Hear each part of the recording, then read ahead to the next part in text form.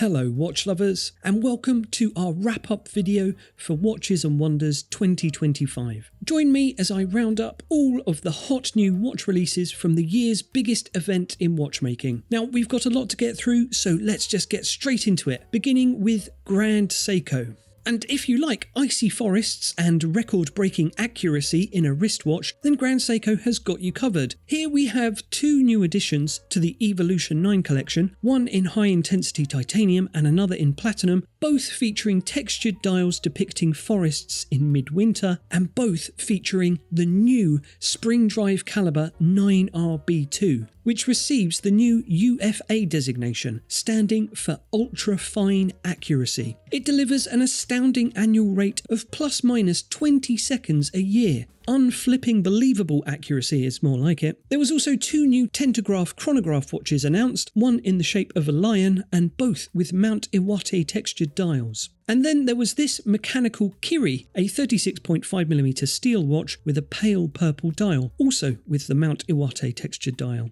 Next up, commemorating their 270th anniversary, is Vacheron Constantin, and they're also breaking records with this, the new most complicated wristwatch ever made. This beast is packing a flabbergasting 41 complications and comprised of 1,521 components. Among the complications are a minute repeater, Westminster chime, perpetual calendar, zodiac sign indicator, equation of time, and a tide level indicator. And it can even determine, based on a set location, when a star will appear in the sky. Heavens to breakfast! Tell me you're not flabbergasted by that. There was also a trio of Traditionnelle Openface models featuring combinations of tourbillons, retrograde dates and calendars, and there was an additional Traditionnelle in the form of the Traditionelle tourbillon perpetual calendar. This one featuring that knockout 1-2 combo of tourbillon and perpetual calendar, as well as a 270th anniversary hand guilloche dial finisher. Not afraid to keep it simple too though, Vacheron are also offering these new time-only Traditionelle watches in platinum and pink gold, alongside new patrimony models in white and pink gold with retrograde date and moon phase displays. Next up we have Rolex, who released a brand new model to the collection, the Land Dweller. A watch made with the difficult task of broadening Rolex's already mass appeal by specifically targeting people who live on land. This is a sporty watch with a blocky integrated case and bracelet, a honeycomb motif dial, and a new automatic high-frequency movement with patents up the yin-yang. The caliber 7135. It boasts a 66-hour power reserve and Rolex's Dynapulse escapement. And there was also new dials all around, with the Lefty GMT getting a green ceramic dial. The Root Beer GMT got a new dial in Tiger's Iron material, but it has nothing to do with golf clubs, I don't think. There was a new Sky Dweller in yellow gold with a bright green dial, and the Daytona got a tropical turquoise dial, also in a yellow gold case. And then there were three new pastel-coloured Oyster Perpetuals in lavender, pistachio green, and a rather striking beige. And now on to Tudor, who had black bays for days, son, as per usual. This year they added a new line to the Black Bay family with the new Black Bay 68, the largest Black Bay yet with a 43mm case diameter. It comes in either a dark blue or silver dial and is equipped with a METAS certified movement. The 68 in the name refers to the year Tudor introduced the snowflake hand. Good times. The Black Bay 58 line was bolstered with burgundy. This new model gets a deep red dial and bezel, a METAS caliber, and a choice between a 5-link bracelet, a 3-link rivet style bracelet, or a rubber strap. All are fitted with a T-fit clasp. The Tudor Black Bay Pro got a new dial in white opaline for increased Rolex Explorer comparisons, and then there was a new Pelagos model too. The Pelagos Ultra, with a larger titanium case, also in 43mm, and a whopping 1,000 metres of water resistance. Holy diver! Now, Patek Philippe had exquisite timepieces up to the rafters, but here's the real doozies, starting with the quadruple complication 5308G. For the sum of £1,059,630, you can enjoy a minute repeater, split seconds chronograph, and an instantaneous perpetual calendar in a white gold case with sunburst ice blue dial. Shut up and take my money! In very small incremental instalments, please, for the next 500 years. Thanks. Next, there was this Calatrava 6196P, a refined time-only platinum watch with vintage-look opaline rose-gilt dial contrasted with anthracite white gold applied and faceted hour markers. Then we have the first rose gold 5370 split seconds chronograph from Patek. This is the Grand Complications 5370R. And we have another Grand Complication, a white gold perpetual calendar with retrograde date hand and a sapphire dial. This is the Grand Complications 6159G. And if you still haven't got yourself a Cubitus yet, come on guy, well then maybe perhaps you were holding out for these 40mm versions with cases 5mm smaller than the models released last year, here in white and rose gold. And finally, why not treat yourself to this cheeky diamond-coated Nautilus, encrusted with 1,285 brilliant cut diamonds. This Bobby Dazzler will run you around £544,950. Over to our Lange and Sohne next, and this is the new Odysseus model, the Odysseus Honey Gold. Lange's sporty runaround is now available in a warm-toned 750 honey gold case paired with a brown dial and the automatic caliber L155.1 Datamatic movement, and it even gets an admirable 120 metres of water resistance. Next we have the minute repeater Perpetual with a killer complication combo of a minute repeater and a perpetual calendar. This new watch comes in a 950 platinum case with a glossy black enamel dial and is limited to 50 pieces. And then lastly from Lange we have two new 1815 models available in 750 white or pink gold. These are discreet watches coming in a traditional dress watch diameter of 34mm and equipped with the manually wound caliber L1521. Let's take a look next at the new releases from Tag Heuer, starting with the Carrera Day Date. Now this is a pared back Carrera stripped of all its usual chronograph business to something quite refined. It comes in a 41mm steel case in a variety of dial options with day and date windows at 3 o'clock and a new movement co-developed with Solaria which has a power reserve of 80 hours.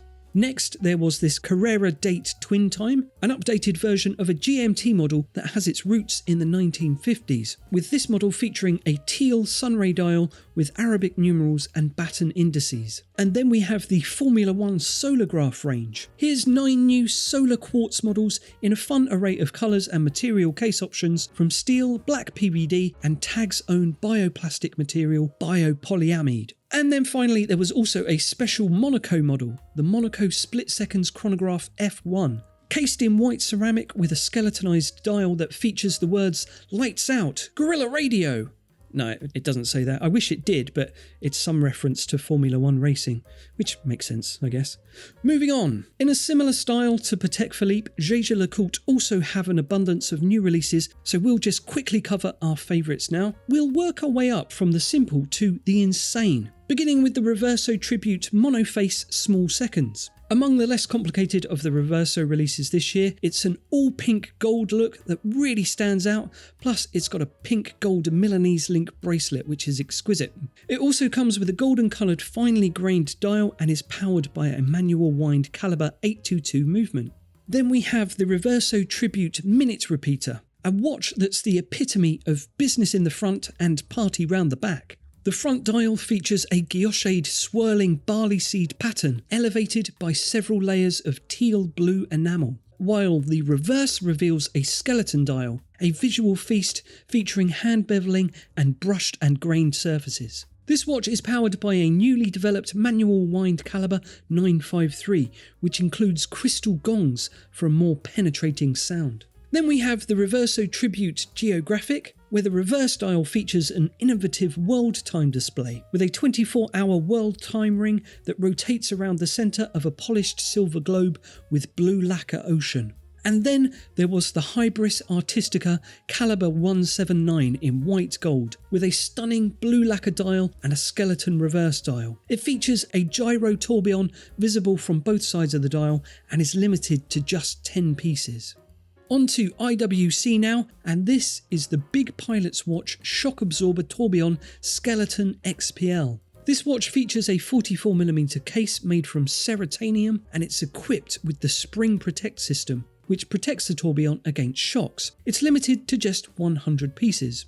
Then we have the Pilot's Watch Performance Chronograph Perpetual Calendar Digital Date Month. Maybe that's a new record for the longest watch title, not sure. But this watch is 43mm in black ceratanium and packs in a perpetual calendar with large double-digit displays for both the date and the month, as well as a flyback chronograph. There was also ingénieurs in great abundance, most notably this Ingénieur Perpetual Calendar 41, which sees IWC equip its Gerald Genta Classic with one of watchmaking's most revered complications. Cartier now, and this is the Privé Tank à Guichet. And if you don't like dials with hands and numerals, but instead you want more brushed metal and little windows, then this might be the watch for you. It's an uber minimalist watch with a display consisting of 2 apertures, one for the hours and the other for the minutes, controlled by a crown at 12 o'clock. And there's also one available with the windows at an angle. And there was also this Tank Louis Cartier model,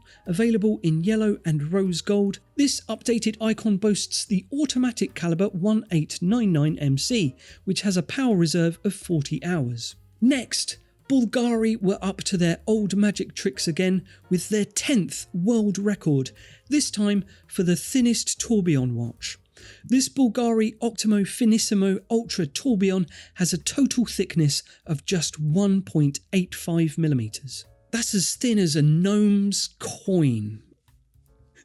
And finally, we have the new releases from Panerai, starting with this new trio of Luminor Mariner, the PAM 03312, 3313 and 3314 in black, blue and white, featuring Panerai's signature sandwich dial, copious amounts of lume, 500 metres of water resistance and the automatic caliber P980. There was the olive green dialed PAM 03325, a 44mm Mariner clad in titanium. There was the PAM 03323, now featuring a new V-shaped bracelet with quick length adjustment. And then the 44mm PAM 01575, constructed from platinum tech and featuring the caliber P4100, an automatic perpetual calendar movement with GMT function that can be controlled by just the crown.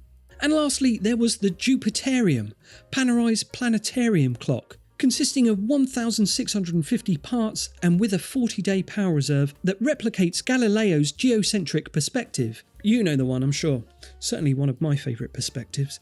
It also comes complete with a retrograde function to simulate planetary motion.